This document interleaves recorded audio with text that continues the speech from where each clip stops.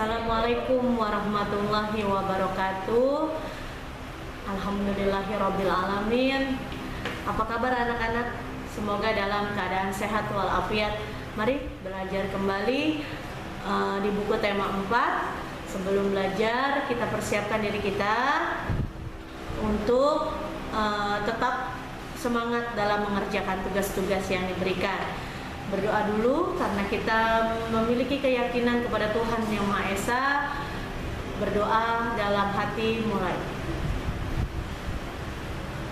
Berdoa selesai. Jangan lupa makan ya, sarapan, gizi yang seimbang agar stamina dan kesehatan kita tetap terjaga. Kemudian jangan lupa berdoa, beribadah yang tekun dan teratur ya nak ya. Baik.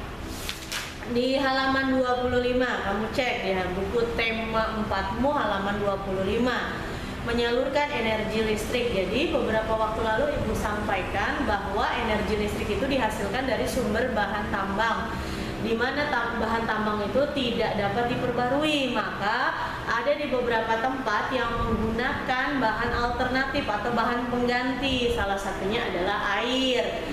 Ada lagi di tempat lain selain air, ada yang menggunakan angin. Salah satunya yang kita kenal dengan negara kincir angin, yaitu negara Belanda. Ada yang menggunakan uap air, disebutnya dengan PLTU. Ada yang menggunakan tenaga nuklir, ya, disebutnya PLTN. Itu ada di beberapa negara-negara maju. Di Indonesia PLTN masih menjadi pertimbangan bagi negara dan masyarakatnya ya. Baik, di halaman 25 siswa ya, kalian diminta membaca tentang sebuah teks, di mana teks tersebut ya menceritakan dan menjelaskan bagaimana listrik itu bisa sampai ke tempat tinggalmu, bisa sampai kamu menyalakan lampu, kipas angin, itu bagaimana alurnya. Jadi energi listrik yang dihasilkan di pusat pembangkit ya, pusat pembangkit itu kalau di daerah Jawa Barat itu ada di daerah Bandung ya, dekat di satu kecamatan di daerah Bandung.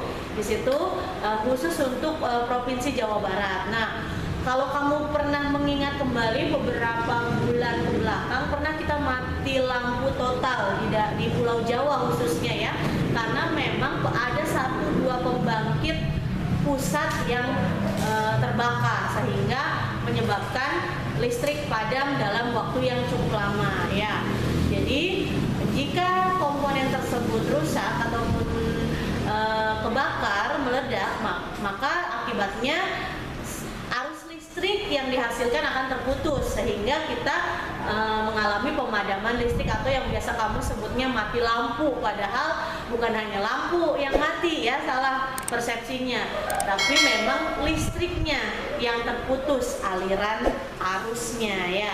Yuk di sini ceritakan. Jadi digambarkan di situ ada pembangkit listrik pusat ya, ada di daerah Bandung ya nak, pembangkit listrik pusat, di mana pembangkit listrik pusat ini mengubah batu bara menjadi energi listrik. Jadi ada alat dan komponen di sana dan itu luar biasa luas dan mesin-mesinnya juga berteknologi tinggi ya. Kemudian dari pembangkit listrik ya, dialirkan arus listrik ini menggunakan kabel-kabel yang terpasang tuh yang kamu lihat di beberapa tempat-tempat umum ya, kabel-kabel listrik yang berwarna hitam, ada tiang-tiangnya yang kadang-kadang kamu bermain layang-layangnya suka nyangkut di situ ya. Jangan diambil layang-layang nyangkut di situ, bisa menyebabkan bahaya, salah satunya kesetrum. Nah, dari arus listrik yang mengalir ke dalam kabel-kabel tersebut ya, disimpan kembali di saluran transmisi dan saluran distribusi. Jadi ada pembangkit listrik yang besar ya, kalau kamu sebutannya menara ya, di daerah sini ada nih di Perumnas 1 ya, itu pembangkit saluran transmisi namanya. Jadi pembangkit yang besarnya. Kemudian ada saluran distribusi yang pembangkit kecilan nih, beberapa tiang-tiang listrik yang ada di sekitar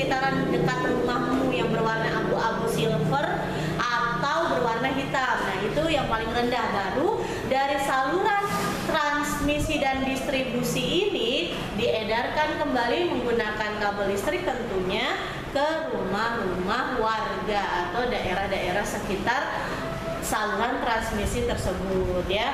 Jadi listrik ini dapat bermanfaat bagi manusia, dapat pula memberikan keburukan bagi manusia. Jadi gunakanlah dengan sebaik-baiknya. Apabila dirimu di dalam rumah tidak sedang menggunakan peralatan listrik, misalkan di siang hari lampu kan tidak diperlukan, maka kalau bisa dihemat, dimatikan lampunya ya. Nah, di sini kamu diminta membaca dari awal sampai akhir, lalu kamu tentukan isi bacaan dari pertanyaan di halaman 25. Setelah itu, kamu menjelaskan topik permasalahan. Topik permasalahan itu adalah intisari bacaan, pokok bacaan dari awal sampai akhir, bukan lagi paragraf. Topik masalah itu yang menjadi perhatian di dalam bacaan tersebut. Jadi si kata pentingnya terdapat di keseluruhan paragraf. Kamu cari tahu di manakah kata penting itu, lalu kamu buat menjadi sebuah topik masalah. Hanya 1 atau 2 kalimat, tapi biasanya umumnya 1 kalimat, tidak panjang. Baru ada deret penjelas. Barulah deret penjelas ini merupakan rangkaian penjelasan kalimat per kalimat setiap paragraf. Diisi ya. Tugasmu mengerjakan buku tema paket halaman 25 dan 26. Lanjut di halaman 29. Globalisasi membuat dunia menjadi seolah-olah tanpa batas. Sanak saudara kamu mungkin ada yang berpergian umroh ya, melaksanakan ibadah umroh, kamu menelpon mereka di sana seakan-akan seperti dekat dengan kita, padahal jarak tempuhnya jauh sekali ya. Atau sanak saudara kamu yang berada di kampung halaman, ibu bapak kamu perlu menelponnya, ketika menelpon video call terlihat dunia tanpa batas. Nah, inilah salah satu manfaat dari globalisasi, membuat dunia tanpa batas ya, membuat dunia tanpa batas. Nah, halaman 30 dan 31 ini pun sudah kalian kerjakan. Lanjut, tadi sudah disampaikan sama Pak Bari tentang bangun ruang kubus, dikerjakan ya, bahwa bangun ruang kubus ini merupakan benda di mana di dalam benda tersebut terdapat ruang, volume ya, bisa diisi. Beda dengan bangun datar yang hanya 2 dimensi, yang hanya kalau di dalam bangun ruang adalah sisi. Kalau di bangun datar itu sudah keseluruhan bangun datar ya. Kamu gambar dengan rapi, beri warna ya, kerangkanya juga dicari dengan berbagai bentuk kerangka ya. Terus diberikan keterangan tuh, dikasih keterangan mana depan, mana belakang, mana atas, mana bawah. Jadi kamu dengan kerangka itu bisa berimajinasi. Oh, ketika kerangka ini disusun, apakah menjadi kubus atau tidak? Karena nanti ketika di dalam soal latihan ataupun ulangan bahkan ujian, biasanya kamu akan disajikan kerangka-kerangka bangun ruang. Nah, di sana kamu nggak mungkin menggunakan kertas untuk melipat-lipat menjadi sebuah bangun ruang. Kamu menggunakan sistem analisa. Kamu pikirin baik-baik kalau ini dibentuk jadi nggak sebuah bangun ruang ya. Jadi itu fungsinya, tugas membuat kerangka. Kasih, cantumkan keterangan-keterangannya sehingga kamu tahu bahwa bangun kerangka yang kamu buat itu adalah cikal bakal atau latar belakang jadinya bangun ruang ya. Oke, lanjut di sini halaman 37 pembelajaran kelima, batik seni tradisional Indonesia yang mendunia. Benar, karena batik merupakan warisan leluhur bangsa Indonesia. Banggalah menjadi bagian dari negara Indonesia, di mana salah satunya kekayaan yang sampai terkenal sampai mendunia adalah batik ya. Jadi bangga menggunakan batik sebagai identitas negara. Kamu isi, baca dulu ya, tentunya dibaca teksnya dengan runtut, terus dipahami. Setelah itu baru kerjakan latihan pada halaman 38 dan 40 ya. 38, 39 dan 40. Cek lagi. Halaman 41, kerjasama apa sajakah yang Indonesia lakukan dengan negara-negara lain di bidang kebudayaan? Banyak ya nak ya, di bidang kebudayaan. Salah satunya tadi foto Hillary Clinton yang sedang memegang angklung, yaitu salah satu bentuk kerjasama dalam bidang kebudayaan. Selain itu tarian-tarian tradisional kita di mana diperkenalkan di luar negeri ya. Kerjasama yang biasanya ada yang sudah berkembang dari Indonesia ke dunia, salah satunya adalah kerjasama di bidang tarik suara. Oh, kamu sering lihat tuh di beberapa media pertelevisian ada Akademi Dangdut Indonesia ya, kemudian Indonesian Idol, Superstar dan sebagainya. Itu adalah salah satu misi Indonesia untuk memperkenalkan ya dan nantinya membentuk kerjasama dalam bidang kebudayaan ya. Jadi kerjasamanya satu di bidang tarik suara ya. Kemudian yang kedua di bidang kebudayaan memperkenalkan tarian daerah, tari pendek, tari piring dan sebagainya. Kemudian kerjasama dalam bidang budaya yang lainnya yaitu kerjasama Asian Games. Jadi biasanya ada perlombaan yang berkaitan dengan budaya-budaya negara.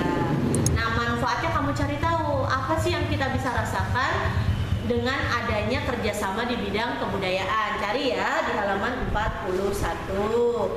Baik, terakhir di pembelajaran 6. Di pembelajaran 6 diawali dengan kegiatan olahraga. Nanti erat kaitannya dengan pembelajaran penjas orkes ya. Nanti ada yang bertanggung jawab di sana yaitu boom. Lihat di halaman 45. Seperti yang tadi Bu Ira ulas, beberapa waktu lalu sempat kita mendapati pemadaman secara bergiliran ya, dikarenakan ada perbaikan demi perbaikan. Nah, pemadaman dalam materi hari ini kamu belajar tentang sebab-sebab pemadaman listrik. Ada gambarnya tuh, cakep banget, ada gambarnya di halaman 45. Sebab dari pemadaman listrik ada beberapa sebab. 1, akibat petir. 2, akibat gardu atau pusat pembangkit terbakar seperti beberapa waktu yang lalu ya. Terus akibat robohnya pohon sehingga kabel-kabel yang terpasang pun jatuh ataupun terbawa oleh jatuhnya pohon, nyangkut di pohon ya. Kemudian adanya pekerjaan konstruksi. Nih kayak di Bu Ira kan tempat tinggalnya dekat dengan pembangunan di wilayah Sumarekon Bekasi. Itu sering banget pemadaman listrik dikarenakan banyaknya pembangunan konstruksi yang mungkin menggunakan daya listrik besar sehingga dipadamkan beberapa tempat di sekitarnya. Lalu adanya penggalian dan paling penting tidak membayar rekening listrik, itu biasanya dipadamkan. Nah, coba dicek Mama udah bayar listrik atau belum. Jadi ada sebab kenapa aliran listrik menjadi terputus atau pemadaman listrik ya nak ya, tadi sudah disebutkan.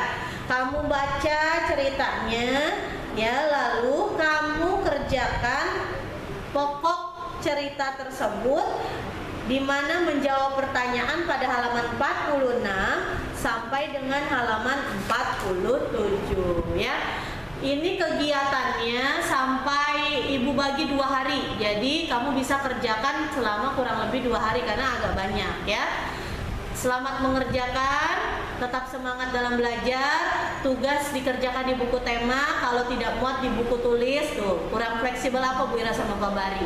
Kemudian dikirimkan melalui telegram. Tugas dikerjakan, Ibu beri waktu 2 hari ya. Terima kasih atas waktunya. Ibu akhiri kegiatan kita dengan berdoa. Berdoa dalam hati mulai. Berdoa selesai. Terima kasih. Wassalamualaikum warahmatullahi wabarakatuh.